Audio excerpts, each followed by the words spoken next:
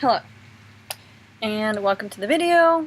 I'm going to be talking about Saw 1 and 2 in this video. I'm not really going to go too heavily into like spoilers. Maybe I will, I don't know. But I just have thoughts. Saw 1, basically it's these two guys in a room. They don't know why they're there.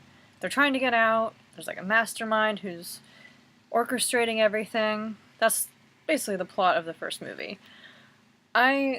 I really loved watching it again just because I remember, I think I saw it in the theater, 12, I think it came out like 2004, so this is, oh my gosh, it's 14 years old, ew, gross. But I remember the twisted pictures, like the production company or whatever, the wire and the little nail thing. I thought that was like the coolest thing ever. It was kind of cool revisiting that just for like that nostalgia. I will say it's got Cary Elwes, Lee Whannell, I don't think I'm saying his name right. Great actors, very good actors in fact, but their acting is so bad. Like it's not a well acted film. Still enjoyable, but the acting is ugh. Something that bothers me like in every movie is that when someone has a tape recorder and they're playing something and they want to play back a certain part, they can always rewind to the exact part that they need. That doesn't happen in real life every single time. When you're watching a movie and someone's I don't know if you guys know what microfiche is, but like newspapers that have been like archived and stuff, and you go to the library and like go through like newspapers from the past like 50, 60 years, whatever.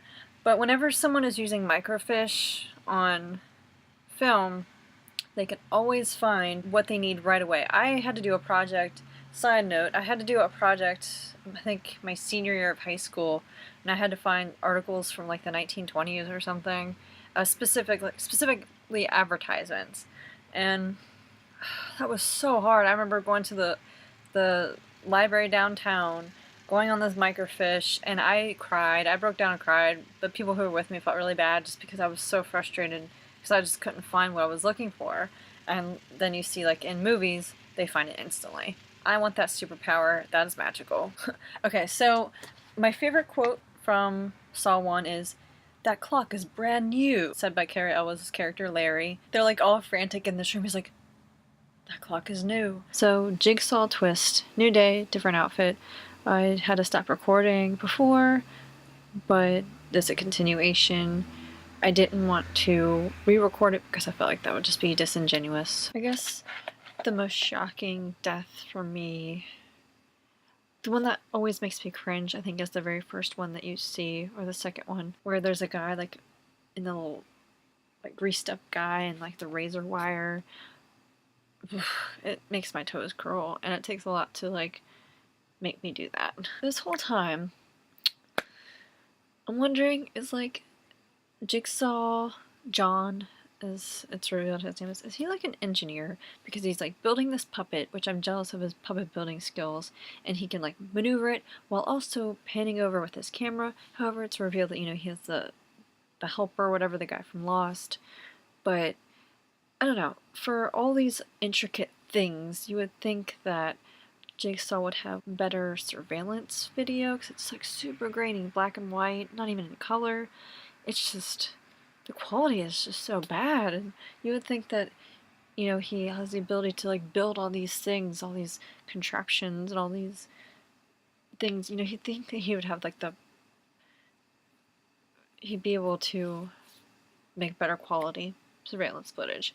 That was one of my problems with this movie. David was it Glover guy, is an ex-cop, and he has one of those stereotypical layers where he has all these pictures. And does that ever happen in real life? Like, where you have like the pictures and stuff lining up to different crime scenes and all that kind of stuff? Do people really do that? And like, one thing that baffles me is the person in the costume, in the pig mask or whatever. They were waiting in this guy's closet for a long time. Like, I want to see like this setup. Here's the thing: the mask person who is goes to the photographer's house, and he's hiding. First, he sets up Billy the puppet or whatever, and then hides in a closet. And then the guy comes home and he sees the puppet and beats up the puppet, and then he hears a noise, goes to his closet, and there's a guy there going, ah. And, like, how long did that person have to wait in the closet, though? And how far ahead of time did they have to go to get that puppet set up and then go hide? This was before smartphones were really, like, a thing. So all you really have to do to kill time when you're by yourself is play the snake game. So I want to see that. I want to see little details. I want to see the person setting up the puppet, making sure it's like so, and then waiting in the closet. And then the same thing, there was a scene where there was a person hiding in a bathtub, and I think it was the same person. And it's like, how uncomfortable would that be, just to be like laying in a bathtub with no water, just waiting and hoping that the person is gonna see you? Like, what if that wouldn't have happened? That person would have been sitting in that, laying in that bathtub for hours and hours and hours. Maybe they were laying in there for hours, I don't know. And the daughter in that movie,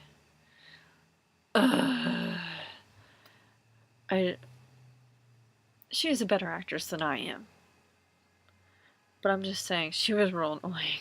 There's the scene where she's got the gag on and she's like, why? And of course I'm exaggerating it, but she's saying why so many times nonstop. And it's so annoying. And there's this one scene, I'm gonna see if I can try to pull it up, where the bad guy is waiting in the closet, and before the camera cuts away, he's like looking at this little girl, he's like, good night, little girl. And the little girl doesn't hear it, we hear it. And the camera's on that, and then it cuts away to something else. And then later cuts to the mom going into the bedroom, and the freaking bad guy has like a sheet over his head like a ghost. It's so stupid. And I know it's like for the jump scare purposes to make it scary, but really, in what world would it would be like still scary if he just walked out of the closet as himself without the stupid sheet over his head? With the sheet over his head, he looks like a ghost and he looks ridiculous.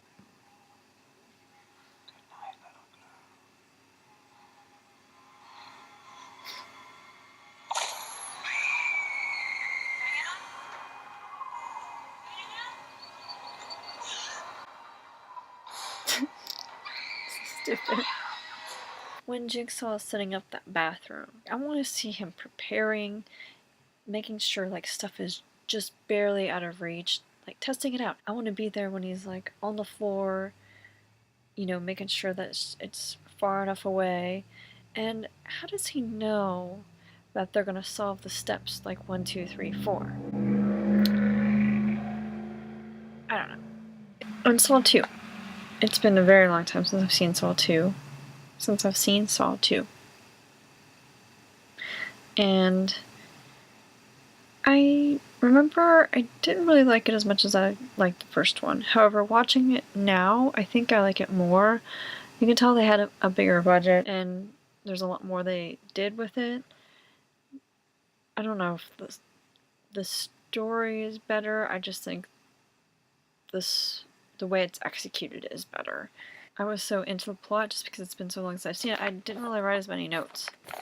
I did write needles in really big letters, because if you've seen Saw 2, needles, that scene is one that will always stay with me. But this one has a different director, Darren Lynn Bosman. I feel like Jigsaw, he must have like a sociology degree or something. He knows a lot about sociology. I'm thinking too much into this, just like he's also probably an engineer and an artist. He seemed to know that the guy was going to go through the trash. He seemed to know that in the beginning there was going to be someone going through the little peephole where the gun was. Like, what if the person hadn't been looking through the little peephole in the very beginning, like the first big death or whatever? I don't know. I feel like I wouldn't do that. I would not be looking through a little peephole for anything. I would just be unlocking and I don't know. The part where she's putting her hands up into this like little trap thing, she can't get down because like the glass is like, ooh, nasty. It's disgusting. I could not watch that part. I could not watch the needles part.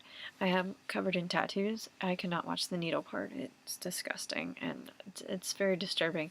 This one definitely upped the torture and shock, and it's probably going to be more so outrageous and more so crazy as the movies go on. And so there's that scene where the stereotypical tough guy cuts off like the back of his skin so he can see what number is back there.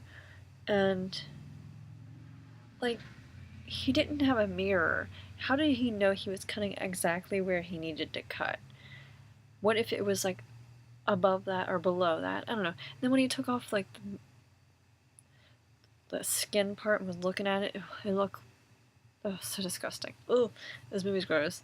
I think of all the deaths, I mostly remembered Oogie or Abby, and he dies through like that furnace thing. I think about that death actually a whole lot. In this, I noticed that Jigsaw has very beautiful eyes. He has blue eyes, and they're just very, very pleasant.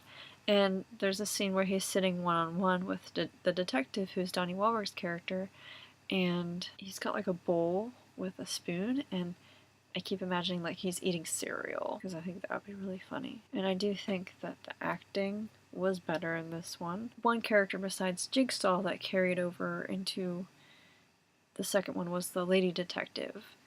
And I feel like she's in another one. I feel like she might be in the next one, if I remember right.